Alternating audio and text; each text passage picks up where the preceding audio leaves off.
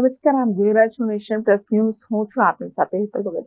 અમરેલી જિલ્લામાં 2 દિવસ પહેલા લીલિયાના કાંકરેજમાં બનેલી મારામારીની ઘટનાના સીસીટીવી ફૂટેજ સામે આવ્યા છે.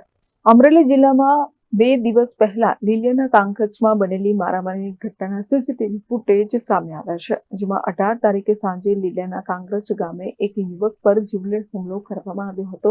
ફોર વ્હીલર વાહનમાં આવીને દુકાને પાન માવા ખાતા યુવકને ઢસડીને બેફામ માર મારવામાં આવ્યો છે, જેમાં કાંકરેજની જિલ્લા મધ્યસ્થ બેંકમાં ક્લાર્ક તરીકે નોકરી કરતા યુવક પર હિંચકારો હુમલો થયો છે.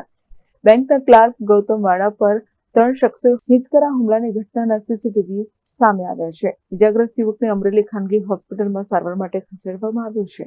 જસદણના 3 શખ્સો સામે પોલીસ ફરિયાદ નોંધાઈ છે, જેમાં દેવકુવાડા, લઘુવીર ગીડા અને નાગરાજ વાડા સામે ગુનો નોંધાયો છે.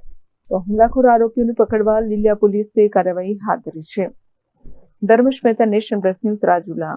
સમાચારોનો સતત અપડેટ મેળવવા માટે અમારી નેશન પ્લસ ન્યૂઝની યુટ્યુબ ચેનલને સબસ્ક્રાઇબ કરો, બેલ આઇકન દબાવો અને જોડાયેલા રહો ફેસબુક, ઇન્સ્ટાગ્રામ અને ટ્વિટર પર.